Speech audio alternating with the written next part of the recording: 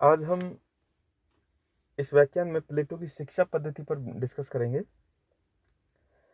प्लेटो ने जो शिक्षा पद्धति बताई है वो एक तरह से जो प्लेटो का मुख्य सिद्धांत है न्याय की प्राप्ति, न्याय का सिद्धांत, उस न्याय के सिद्धांत की प्राप्ति के लिए उसने शिक्षा सिद्धांत बताया है। यदि एक तरह से कहा जाए कि रिपब्लिक का मुख्य उद्देश्य न्याय के सिद्धांत की खोज करना है, तो शिक्षा क्या है, उसकी प्राप्ति का मुख्य स्रोत और माध्यम है। प्लेटो ने लिखा है कि सामाजिक शिक्षा ही सामाजिक न्याय का साधन है। प्रसिद्ध विद्वान रूसो ने तो इतना कहा है कि ये जो रिपब्लिक बुक्स है ये शिक्षा पर सर्वकाल में लिखा गया सर्वश्रेष्ठ गवेषणात्मक ग्रंथ है। यानी कि रिपब्लिक पुस्तक है शिक्षा पर लिखा गया सभी कालों में सर्वश्रेष्ठ ग्रंथ है। उनके इस कथन का आधार यह है कि अपनी राजनीतिक चिंतन में प्लेटो ने शिक्षा को अत्यंत महत्वपूर्ण स्थान दिया है। क्यों? क्योंकि राजनीतिक चिंतन के लिए शिक्षा का होना बहुत जरूरी है और प्लेटो ने राजनीतिक चिंतन के लिए शिक्षा को बहुत ज्यादा स्थान दिया है। प्लेटो की मान्यता थी कि किसी भी श्रेष्ठ राजनीतिक जीवन के निर्माण के लिए श्रेष्ठ शिक्षा सिस्टम, श्रेष्ठ शिक्षा पद्धति का होना बहुत जरूरी है।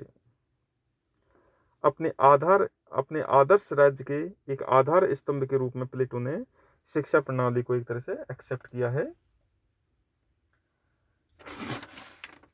प्लेटो की मान्यता थी कि राज्य निष्प्रयोजन और निराधार नहीं बनते हैं, अपितु उनको निर्माण ऐसे व्यक्तियों द्वारा होता है जो श्रेष्ठ जीवन की उपलब्धि के लिए एक तरह से तैयार रहते हैं। अतः जिस सीमा तक किसी राज्य का निर्माण करने वाले व्यक्ति श्रेष्ठ होते हैं, उसी सीमा तक राज्य के श्रेष्ठ होने की संभावना होती है।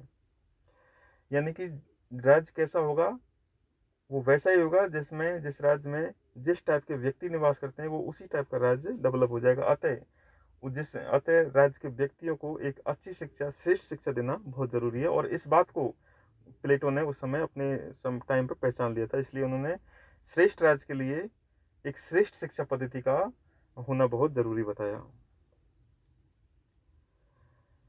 व्यक्ति को किस प्रकार श्रेष्ठ बनाया जाए जिससे कि आदर्श राज्य के निर्माण का एक तरह से अच्छा आदर्श राज्य का निर्माण हो सके। व्यक्ति को श्रेष्ठ बनाने का सबसे कारगर साधन क्या है कि उसे एक श्रेष्ठ शिक्षा प्रणाली से सुसज्जित किया जाए, यानी कि उसे श्रेष्ठ शिक्षा पद्धति दी जाए, तब एक तरह से व्यक्ति श्रेष्ठ बनता है।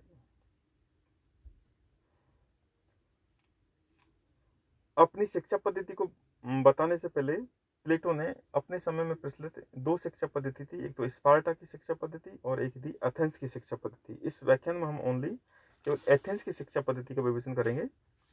प्लेटो ने बताया कि एथेंस की शिक्षा पद्धति कैसी थी, उसमें क्या दोष थे और उसमें उसने कितना सुधार लिया, कौन कौन सी चीज़ों को एक्सेप्ट किया था, ये उस प्लेटो ने बताया। एथेंस की शिक्षा पद्धति एक तरह से निजी हाथों में थी, व्यक्तिगत हाथों में थी। एथेंस में परिवार के माध्यम से शिक्षा दी जाती थी बच्चों को, यानी कि एक तरह से शिक्षा क्या था, व्यक्तिगत था। अब इसमें व्यक्तिगत था, इसलिए क्या हुआ, इसमें शिक्षा के जो सार्वभौमिक मानदंड है वो विकसित नहीं हो पाया उस समय। यूनान में नागरिकों की शिक्षा का प्रबंध राज्य नहीं करता था, शिक्षा देना परिवार का निजी कार्य समझा जाता था। रोमन साम्राज्य के समय तक यहाँ राज्य की ओर से कोई स्कूल नहीं बने थे। सोलन के एक नियम के अनुसार माता पिता का यह कर्तव्य था कि वे अपने बच्चों की शिक्षा का प्रबंध करें। सोफिस्ट तथा आइसोक्रेट्स चिंतकों द्वारा यह महत्वपूर्ण कार्य व्यक्तिगत आधार पर संपन्न किया जाता था। उस समय जो एथेंस में जो शिक्षक हुआ था उनका नाम सोफिस्ट था। वो सोफिस्ट घर घर जाके बच्चों को शिक्षा देते थे। और एथेंस में शिक्षा व्यवस्था में 3 सोपान थे, एक तो था प्राइमरी, एक माध्यमिक और एक सैनिक शिक्षा। प्राइमरी शिक्षा 6 से लेकर 14 वर्ष तक के बच्चों को दी जाती थी और इसमें एक तरह साहित्यिक शिक्षा, प्राइमरी शिक्षा में साहित्यिक शिक्षा, व्यायाम संबंधी शिक्षा और संगीत संबंधी शिक्षा दी जाती थी। साहित्यिक शिक्षा में बालक की नैतिक और धार्मिक शिक्षा सम्मिलित होती थी। 14 से लेकर 18 वर्ष तक की उम्र में माध्यमिक शिक्षा मिलती थी। ये जो माध्यमिक शिक्षा थी ये बहुत महंगी थी, इसलिए ये जो माध्यमिक शिक्षा को बहुत ही कम लोग ग्रहण कर पाते थे। बहुत ही गिने चुने लोग जो इसको ग्रहण करने में समर्थ थे वही, क्योंकि ये महंगी थी इसलिए।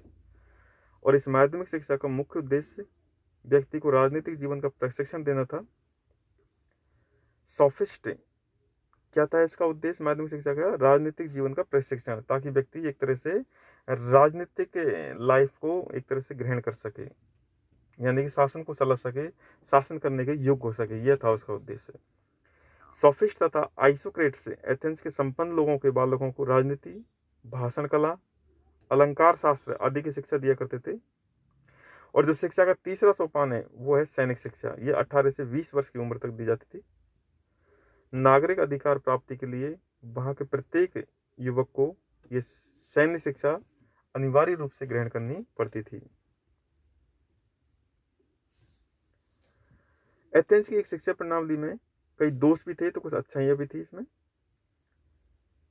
ये शिक्षा क्योंकि परिवार के द्वारा दी जाती थी, अतः इसमें राज्य और समाज के लिए एक तरह से अच्छी भावना पैदा नहीं होती थी, बल्कि इसमें व्यक्तिगत भावना का विकास होता था। व्यक्ति किसी भी तरह से अपने स्वार्थों की पूर्ति की क्षमता का विकास करता था, और ये शिक्षा का उद्देश्य भी यही था। क्योंकि सोफिस्ट कहा करते थे कि जो जिस व्यक्ति को अच्छा लगे वही उसके लिए अच्छा है, शुभ है।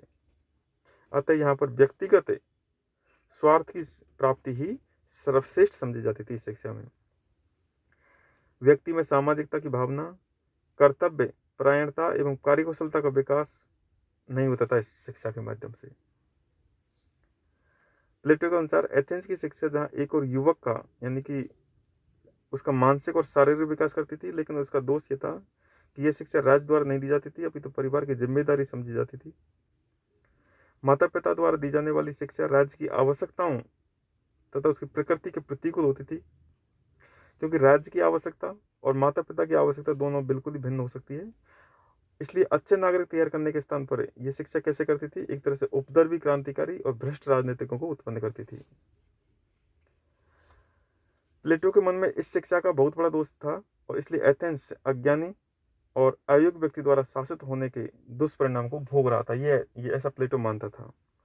एथेंस में राज्य व्यक्ति को नागरिक होने की शिक्षा नहीं देता था, और इसका दंड उसे यह भुगतना पड़ता था कि उसके अधिकारी निकम्मे होते थे।